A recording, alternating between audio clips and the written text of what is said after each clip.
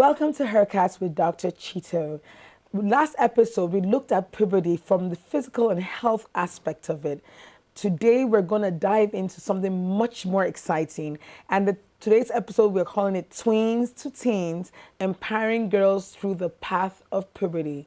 And we have the most amazing guests today who are well experienced in this. On my right is Chioma Momah. She's a public policy lawyer, author, and a parenting educator with nearly 2 decades of experience.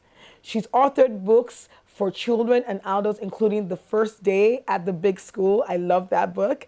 And Choosing the Right Uni. Chioma is a dynamic speaker and facilitator, specializing in family life, parenting, gender, literacy, and communication. She also coaches and mentors many women and parents. You can learn more about her work and get parenting tips via Instagram and her YouTube channel, Chioma Momah. And that's Chioma with an H, by the way. On my left, we have Irene Bangwell. You can see her IG is raising@raisinggirls.ng. Irene Bangwell is an educator, girls coach, and co-founder of the KNOSK N100-a-day Secondary School. And that is a charity school for children from low-income families. She also created the Body Smart Bundle for Girls, a sex education tool, and mentors hundreds of girls monthly through her program, the 1010 Girl Squad. Connect with Irene's work at www.knoskeducation.org and on her Instagram, as I said, at raisinggirls.ng. So in this discussion, we'll be talking about not only puberty changes, but more of emotional, social, and behavioral changes and impact that is on teens. So please just hold tight. This is going to be a great episode, guys. So you're going to listen to this, and it's going to be almost a 3-part series maybe. And I hope that you really will have questions after this, and you can post it on at Dr. Chito N or at HERcast podcast on Instagram. All right. So just jumping right in. Right? We know what it is. I mean, good thing we're all mothers as well. Yes. So we know what it is when we go from the tweens. And I want to talk about tweens, and tweens we're talking about, right, 12, right, to yes, like progressing through the 13, 14. Yes. Tweens to teen. 13 is their first year of being a teenager. And puberty, like I spoke about the physical changes last week. So I hope people watch that before this so they have a better guidance. One of the things about puberty is what I've noticed is most times mothers don't know how to initiate conversations with their kids. We know how important it is to talk about it, but people have different thoughts about talking about it at this age. I always tell people to talk about puberty before they get to puberty. Yes. And they're like, oh, she's too young. I want to hear from you, Chioma, first, because I know you do a lot of parents. What is this? How do we initiate conversations about puberty with our daughters in an open, supportive, non-judgmental manner? What's the how behind that? Parents, at times they have selective amnesia. They forget what they knew when they were a certain age, and they forget that this world is even more. They're bombarded with even more information.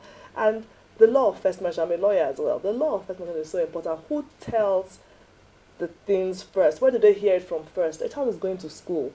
They're going to hear about sex from someone, and it's better it is you. That's just the honest truth. It's better it's you, the mom.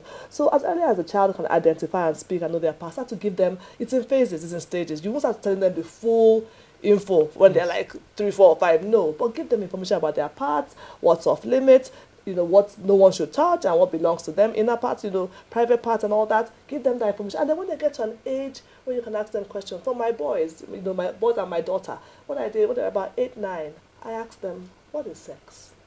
What do you think sex is? And it was interesting that they already had some ideas, because I had already started talking to them about some some things, and I was able to now tell them this is what it is. And it was interesting. As I had that discussion with my first 2, I got pregnant for my youngest like a while after, and they said, Mom, so that means you had sex? I said, yes, that's what it means. That's why. And I explained to them how it should happen, in what kind of atmosphere, under the covenant of marriage and all of that. So we had that discussion, and it was fantastic. But then they understood what it was for, and it was explained to them easily. And I took it from how I was introduced to that topic. Yeah. My mom, before I entered secondary school, She sat me down and he spoke to me about sex. And it demystified it for me, so I wasn't curious. And like I tell parents, it really saved me, because when I got to school, JS1, I saw some girls who were my age discussing a pornographic movie. And it was with a lot of, oh, what's that about? This sounds so interesting. But I wasn't curious because I already knew, oh, my mom has spoken to me about sex. I know what it's for. It's not, and I'm not interested in this discussion. And I moved away from that conversation. So that's just an example. This was how many years ago? 1989. So think of what they are. See, now they have visuals. They have all sorts of crazy things going on. So don't shy away from the topic. Have a lot Start of early, start in phases. Yes. I'm glad Irene is here because she has a book that breaks it down into Yes. the age groups. Yes. So start with get her material. Read resources. I have stuff on my page as well. Read, listen, learn. A lot of parents are afraid to learn, but do it in stages, and you don't be afraid of it. 8, 9. It's not too early to start asking questions, start to have those conversations with your children. Trust And me. just to add context, the average age of starting puberty is 8, and it normally starts with breast buds. So if you missed that point, puberty has started once you see the breast buds. That's the first stage for a girl. Oh. So what do you have to contribute to this? I think that Chioma really said something that is profound in everything she said. She said that when her mom spoke with her, she did not become curious. Parents believe the opposite, that if I talk to her, she gets curious. Curiosity is fueled by ignorance. Oh, wow. Varying opinions. Yes. So what does it really mean? How does it really work? Wrong idea, inconclusive idea. So they move to the next person because something here didn't seem quite complete, but it was exciting. And so they just keep going. So in sitting down with our kids, what we actually do, we demystify it, and it takes away the fuel for that curiosity that would have led them in the wrong direction. So by the time a boy says, I love you, I want to touch you, you already spoke to her about it. Like I would already have told my girls that love has got nothing to do with touching. And so it's easy for your daughter to say, no, you just want to touch. Love is not inside this conversation. So I just want us to start out holding on that thing that educating kids takes away the fuel for curiosity in the wrong direction. Okay. Yes. Now, looking at, one thing I want to now gear towards is peer pressure. Yes. That's a big word. Because, I always call it the social dynamics of teens, all right? And there's peer relationships that girls may face during puberty. Yes.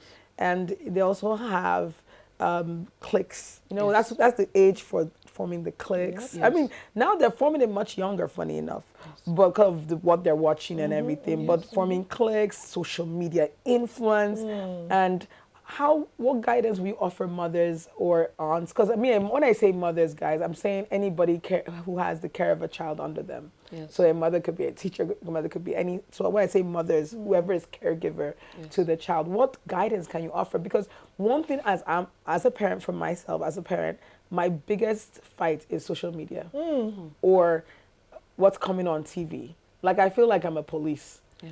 Not that. Oh, turn that. What's that? That's a child program, but not really a child program. I just heard something that's not consistent with my own views. So how, Chioma, what guidance are going to give parents when they're dealing with all these factors? You're not always going to be there. When my kids were younger, I remember I used to have the DSTV in my bedroom, and it's only on Nat Geo Wild or whatever.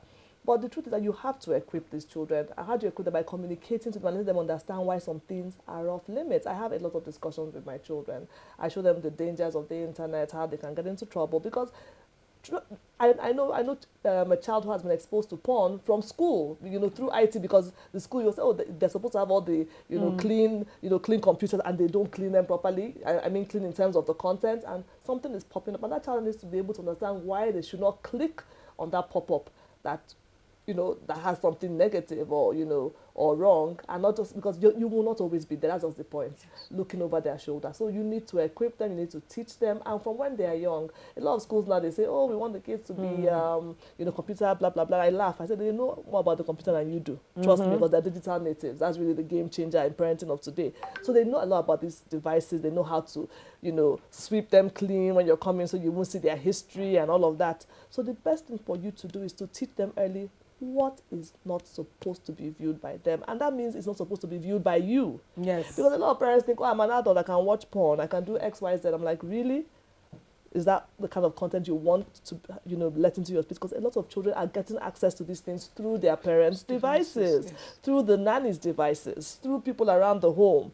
So it's a lot of work that we have to do, and we start with you talking to your child, communicating with them, educating them. Yeah, you need to let them know, look, this is why this is off limits. You need to, because tougher things are going to have to be compressed. My oldest son asked me one day, okay, why should I not have sex now? He's 20, going to 21. I need to understand, as a Christian perspective, everything. Give me the whole, why should I not smoke weed? Because everybody is smoking weed. All these things are going to come up, and you need to have answers. You cannot always shield them, because they are going to keep on getting older, and they're going to be exposed to these things. And you want to make sure they're making the right decisions. Right choices.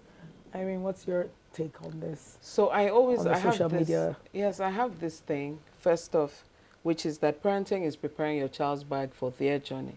At some point, you have to drop off and they have to continue. So it's not always supposed to be what you said, but how much of belief you had transferred, that they also bought the conviction that what you were saying was the right thing to do. When Chioma was saying, her son was saying, why don't I want to do this? He's trying to get an exposure to a perspective so he can buy in. So we must have the mindset that whatever it is I want to teach my child, what I'm looking for is buy-in. Not necessarily, I'm not a sounding box. I'm not just supposed to keep talking. I'm trying to get a buy-in. And so when it also comes to social media, I want parents to know something, that if you're not digitally savvy, I don't think you have a right to give a device to a child. Because you wouldn't know how to parent them. Right now, we are digital parents as well. You're parenting the person and you're parenting the digital influence. So if you're still that parent and say, I don't even know how this works, I don't even know how this works, you can't, it's like leading your child to an adventure that you're not a part of. Yes. So you have to be a part of it. You have to make effort to learn about. And these things are not, it's not really complicated. It's not. But I also want to say something, that children take the value from home into the digital space. Yes. And the value is not just, I'm going to be an honest person, I'm not going to put something fraudulent out there. It's also, I don't need other people's validation. That's they the take most that personality. important thing. They have to take their self-worth on social media. Self-worth. So if a girl has a girl has self-worth from home, when she comes in the online space and someone says, take a picture of yourself, and her first thinking is, what gives you the right to ask me that? So we have to not isolate the person and focus on the digital space. So you have to prepare the human being for the digital space. There are parents that are not very technology savvy, and their kids are not crazy online, because some work has gone into the person of the child that the child takes online. So I have parents who say you can't use digital devices, but they're not building the child. And so it's a matter of time. When it's now time for the child to come on that digital space, whatever quality of human being that they live in your home with, now they're 18, they have that liberty, they're going to take it there. And they're not equipped. Yes, so that equipping is a core thing parents need to pay attention to. I build the person, then I watch the technology. So for me is, kids need to know the basics. Everything you hear online is not always true. Everything you hear online is not always correct. People are not who they say they are. And people are not family just because they care online. And don't believe what people say to you. So you know, when I'm talking to my kids, I tell them, even if it's research, scroll down to the bottom of the website and see who funded it and see whether their interest aligns with the report. You know, I stumbled on a report one time that said women with low cut had low self-esteem. I just scrolled to the bottom and it was a hair cream company that funded the research, and that settled it for me. So a bit of the equipping is with information literacy as well, helping kids speak facts from opinions, fact from fiction, and so on and so forth. So build the child and then prepare the technology. That is amazing. I think one of the things that I did, I mean, I'm savvy with tech, but one of the things I did with my son, who seemed to be, you know, from a very young age interested in, making games or just watching, that's the way they watch other people play games on YouTube. This drives me crazy. I couldn't understand what interest is he watching people play games. But one thing I did was, because he had the interest in tech, I made it productive. So taking the child and trying to teach him coding and how to develop his own game, I invested a lot in his tech interest, and then graphic design. So when he's now on the system, most times you go look at what he's doing. He's either trying to create a game or he's trying to design, and he's very good in video editing. In fact, I make him work for me. Actually, I invested. So, and one of the ways is like, okay, this thing that's so negative, how do you make it more positive? Yes. Because this social media is not necessarily a bad thing always. No, it's a double edge. Yes, it is. I call it a double-edged sword. Yes. So, I might add something just to talk about that, because I did something just last week about screens are not always bad. Because like no screen. Yes, we want to restrict screens, especially when they're really young. But then I just thought about it the other day. My second child, when he wants to cook anything, he goes to YouTube, gets the recipe, and he cooks, and he's like, it has helped him so many times. Yes. I thought about the father who has lost his wife, and for Christmas Day, he went and he searched online, and he found a recipe for jollof rice, and he made it for his 2 girls. So it's a fantastic gift to the world. So we need to find out how to make more of that positive, that reference to the positive aspect of it and what the beautiful things they can do. True. Don't villainize it, because they'll know you're even lying, as in it's not a villain, but there are villainous parts of it. That you have to identify. And yes. you just need to guide them. And like you said, you can't get into to teach anyone how to swim, you have to know how to swim yourself. Yes. So you have to at least learn some things about. You can't say I don't want to know anything, I'm more interested. No, you need to understand it to navigate. But that you use that analogy about teaching to swim. You can get a coach. Yes, you can. So yes, but here, you can. So I'm saying that in when it comes to social media, do you guys agree that sometimes someone, if you feel you can have that conversation, it would be okay for someone that you trust to have that conversation? Yes, because we have mentorship groups. Yes, you have absolutely. So that's what just came to my mind when you said that, because I don't know how to swim at all, but I taught them how to swim. Yes. But I mean, the same thing could apply, I guess, in social media. Absolutely, because instead of waiting, like for instance, when some people say, "Oh, it's better for a mom to speak to a girl about sex, for a father to speak about to a boy." When there's no father there, when there's no mother, what happens? Everybody will have to rise to the occasion. So it's okay to find those who can do what needs to be done, but don't delay it. Don't delay. Don't be afraid of having conversations that they need to hear early, because like someone told me recently, you cannot hide these kids from the information. No, you can't. If you like, roll over. Seize everything. I read all the books from my parents' house. Trust me, I will set. When the child is bored, you will discover everything. Thank God they didn't have anything I should not have read. Yes. Because I would have fished it out. Yes. So true. And now we're on social media. One big thing is body image and self-esteem. Yeah. I mean, I think as a women's health provider, someone that takes care of a lot of teenagers, it's what I'm seeing increasingly. What I'm seeing is kids coming in like, I don't like the way I look. I don't like my body. I don't like my color of my skin. And a lot of times is when they're coming to that 13 is almost like they're looking and saying, oh, this is me. Or 12. I actually had someone as young as 7 say, I don't think I like my hair. I used to, as a mom, my daughter, I have this policy, and I don't know why, you just buy dolls that kind of look like you, which may not be the best policy, because I want her to be diverse.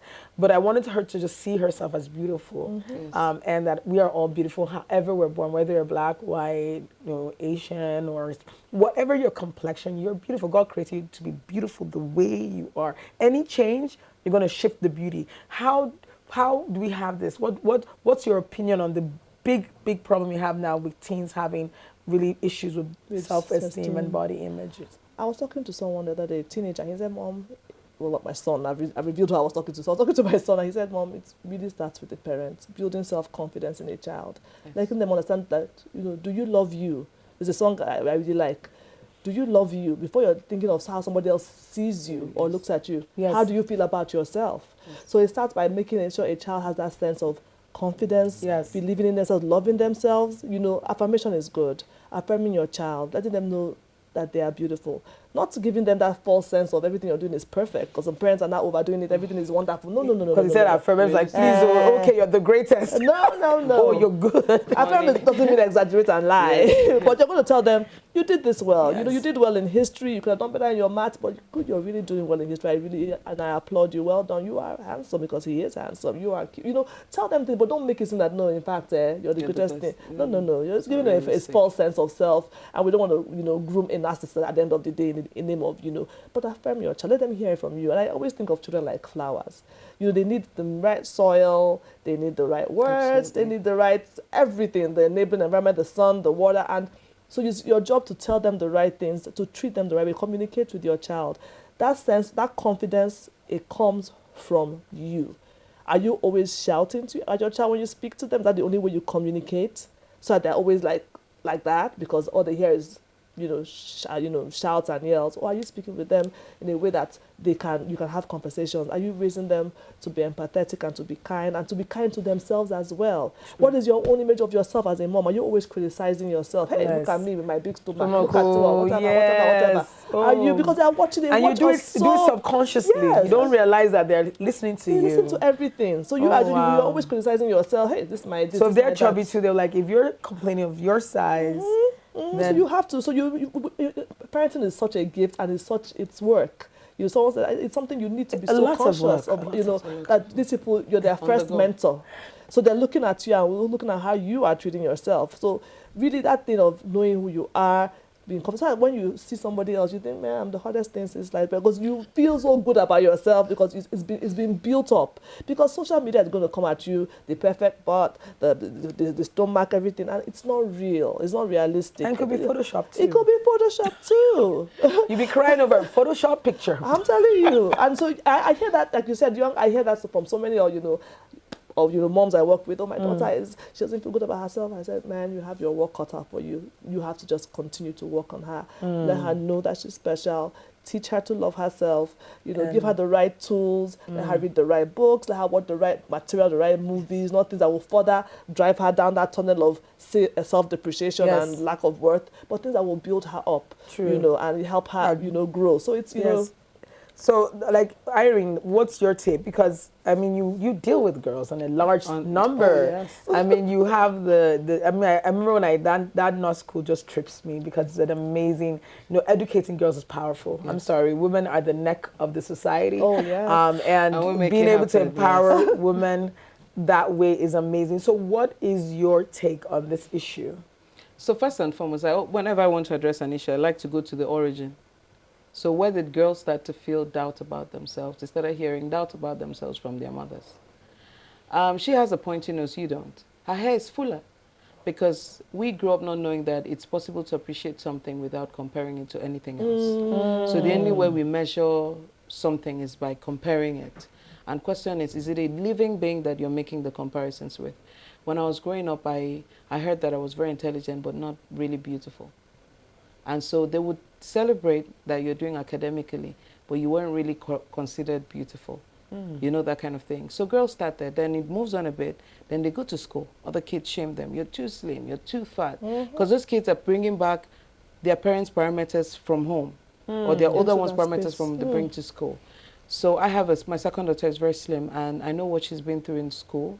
And when kids say you can break, you could easily break, and I know what is done to her. But one of the first places we start to correct is that we're present when our daughters start to face those attacks to come talk with us. Now, if they take it in, and they have no one else to share it with. And so with my second daughter, when she started talking about herself and how they're calling her slim, fortunately for me, which many people will not believe, including both of you, I was very slim in secondary school, and so I brought out my picture. We looked exactly the same, and it gave her comfort that you look just like mommy was. And she said, so one day I'm going to be big. I say, your focus should never be whether you're going to be big. I'm just going to say you're going to enjoy whatever body type that God gives you per time. And then they get into preteen years, and puberty doesn't begin at the same time. Yes, for different kids. For different kids. So the other one started growing boobs, started having butt, hips. So that disparity brings another pressure. When am I going to start having breast spots? When am I going to have this figure? So we move on to that phase and start to say there's space. Everyone is on a different journey. DNA determines the pace. The other girl doesn't determine your pace, because girls need real conversations. When we say, why would you think like that? Look at you. Look at yourself in the mirror. You know how beautiful. Nope. She's having dialogues. You're silencing them. And remember, equipping it means you're transferring convictions. So it's through conversations that we transfer convictions. And so by the time they're telling you they're feeling this way, then you get to the point where the media blows their brains off. And for me, I'm not a pro-Barbie person. I tell my daughters, we're not watching Princess Dress Up, any of those shows, because most times those shows have a narrative that they're pushing. You have to be blondie and slim and long hair, and there has to be a prince that likes you, a crush that is, so all of those things. And many of us parents feel that when a girl is intelligent academically, she's confident about her body. No. It's two different things entirely. They don't even meet. They don't even meet at any point. In fact, you're more vulnerable when you're when all they see is your intelligence. Yes. And so I think because of my experience, that helped a bit. So I remember sitting down with my daughter and said, all right, baby girl, tell me what beautiful is. And she started to describe different categories. I said, where do you fall? And she said, nowhere. I'm a girls coach. But she's having her authentic journey. But she has to be able to tell me, so where did you come up with that kind of definition? What happened? And she'll tell me, and we'll talk, and then we'll talk. I want to end with this. There's this thing that we've been pushing in society that has to stop, which has been, there was a time that it served us, but we need to let it go. One time, a prominent minister, a woman I admire so much, said, an aunt told her, why would you look like your dad? And her dad told her, there's more going on your inside, so focus on that. I dislike that. Yeah. I want you to know something. For girls like myself, who were told it's not about your looks, it's about your inside, you always use work to make up for what you think you don't have. You overwork, you want to show that, well, while I'm not beautiful, I'm intelligent. And I remember trying to evade that conversation. I used to believe that conversation until somebody made a post on my comment one day and said, beauty is in the eye of the beholder. True. And then it hit me.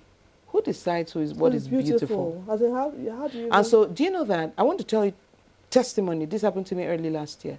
The moment it hit me that, look, Irene, you've been working so hard and you've been evading beautiful stuff because you feel like that's not you. You feel like that's not your strength. That's why you can't see yourself do certain things. I realize, I'm much older now and I don't have interest in certain things.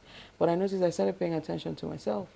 I started doing exercise. I started eating differently. I started paying attention to what I was eating because there was that mind shift from it's about what's on my inside. I moved to I'm beautiful. And my daughters swear by everything that I believe I'm beautiful. But they don't know that. They don't even know the struggle that I face. Like I would never stand in front of a mirror and say, look at my tummy. One of my friends says, don't worry, they'll blast it when we get to heaven. And so we kind of just laugh about it. But my girls would not know that I had that struggle. Yes. I mean, I remember on my wedding day, someone said, you have high cheekbones. Don't worry, your husband will make up for it. You're not so beautiful, your husband will make up for it. Oh, wow. A relative. Oh, wow. And she said it not because she was trying to attack me. She wasn't spiting me because that's what she believes even about herself.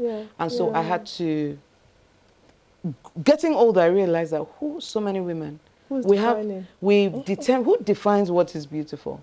And so it brought some self-acceptance that I'm not using anything to compensate for anything. And that kind of just works. All right. The conversation is not over.